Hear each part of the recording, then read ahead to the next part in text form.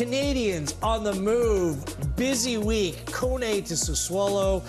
Buchanan made it official going back to Villarreal. Defugerel went on loan to Dender in Belgium. Played 76 minutes in a 1-1 draw on Saturday. Wheeler, Wilson, KJ with you. Before we get into some of those moves, Cyle Larin has recently been linked to Valencia. We spoke about it on Friday's One Soccer Direct. You can watch each and every episode on YouTube. What are you hearing about Larin's future at this point? KJ, anything into it? I think we may be getting another photo with a new shirt soon. I don't quite know where yet. The Valencia link is true. It's real. The other thing I would say is there's another club. I can't quite confirm or go with it because I haven't got multiple sources, but I know there's another club, and I think it's Spain as well. So when I speak to people there, they really like Cyle, and I can see why. You know, they are a football country who appreciate football intelligence, and the level that he plays at is very high for them. They also tell me, you know, he played under Aguirre, right, last year. You look at almost every attacking metric, it was almost the bottom of the league in chances created. This is a player that needs the love on the field and needs chances and needs to be given service. And I saw him in the summer. The biggest moment for me on Larin this summer was the press conference before the game in the Canadian Shield when he was captain. And Jesse Marsch went over and above telling us in the media just what an impact that he's made on everybody, and then didn't really play him as much in the games in the summer. And I think that says a lot about, first of all, what Jesse Marsch thinks of Cyle, which is real, what a leader he is, and how much ahead he is of the other players when he's in form and feels the love and the confidence. So I think it's a big move. We're going to get into the other players in a minute, but his next move is a big move because I still think, I don't think I know, what Canada Soccer think of him and the coaching staff is that if he can turn this season around and can have a big season, then I would expect I'd expect him to be a starter. What you just illustrated, KJ, is a striker story, yeah. Right? Like, you go where you're loved. If you're playing, if you're feeling good and you're scoring goals, then everyone loves you. If you have a drought, then you feel like the world's ending. That's a striker's life. Like, you know how many teammates of mine that when they're on top of it and they're scoring every week, or when you look at the Canadian Premier League, the Salters and Altabellis, they can do no wrong. When you have that dry spell, I think that's the time to show the quality. So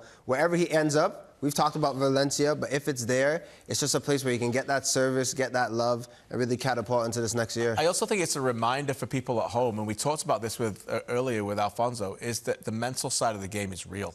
And we all see these players out there and think, oh, he's not playing that well that day, or you know, they could have come off a great season or didn't have a good season, and they're like everybody else, you know, they're fragile, you know, they're humans. And sometimes it may not have gone well for them at the club, and that's what the international teams inherit. We could go on, there's many examples. We're going to talk about Jacob Schaffelberg in Nashville, Kone. There's lots of examples of these Canadian players and what Jesse Marsch inherits from their clubs, and I think that's what makes this year such a big year for many of these players.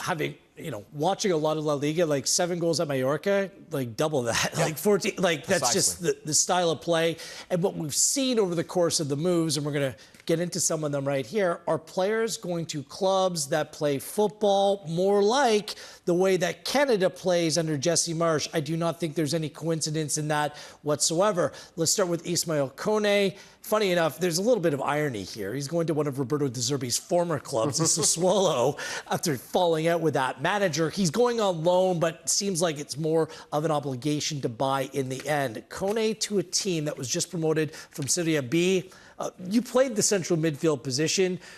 Do you see this as being a fit for Kone? How are you looking at this, Jordan? I do. I think the club with a lot of continuity from last season. Look, they were only in Serie B for a year, and they had 11 seasons in Serie A as well. But what I love about this is this player, Kone, everyone knows his talent. Everyone knows him manipulating the ball or caressing it. He's one of the best to do it, to wear the red and white for Canada right now. But what I also think, and where he needs to add for Jesse Marsch, is the fact that when he plays this game, he needs to be a leader. He needs to take over, and I think this season, going to Sassuolo as well, there's going to be moments where he can't just be a passenger. He has to take over games, and that's what he needs to do for Canada as well. So I look at, when I think about perfect marriages and club and player coming together, I think this could be one for Kone. Yeah, I think on this great show that we have and we talk about Canada, I think we might be talking about him every week. Yeah. I think he's that important. So let's keep tracking that. So what, you know, I know we're short on time. I'll just say it was a disaster at Marseille. So they got him out of there.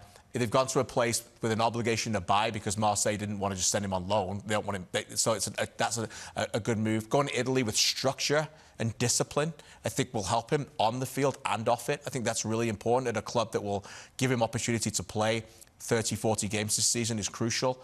I, like you, I'm a big fan of him, and being around him, I think he's growing up. He's got a good football brain.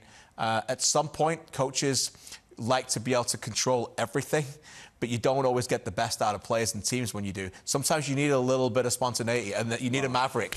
And sometimes, you know, this is no disrespect to Nico Segura, Matthew Chouanier, I think the world of. He's got a higher ceiling than them. Of course he does. And he can do things that they can't. And sometimes as a coach, you got to figure a way to get that out of him. And if you can't get that out of him for Canada, it's a big problem. I couldn't believe he didn't play more this summer. I just hope the Sassuolo is actually decent.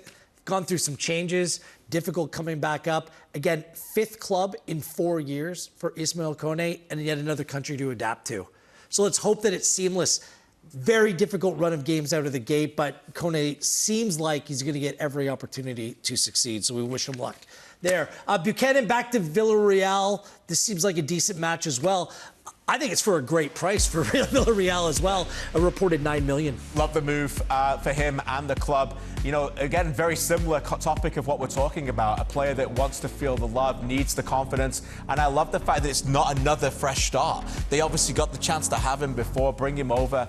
I'm really excited about him playing a full season there in a league that he's fully aware of. And a very good Canada next year at the World Cup needs a very good Tajon Buchanan. He is that crucial to Canada. There is nobody else from me who can play in that position and reach the heights that Tajon can for Canada. We need him to play regularly, and I love the fact that he's gone to a club that demands winning. Do you think health and playing time?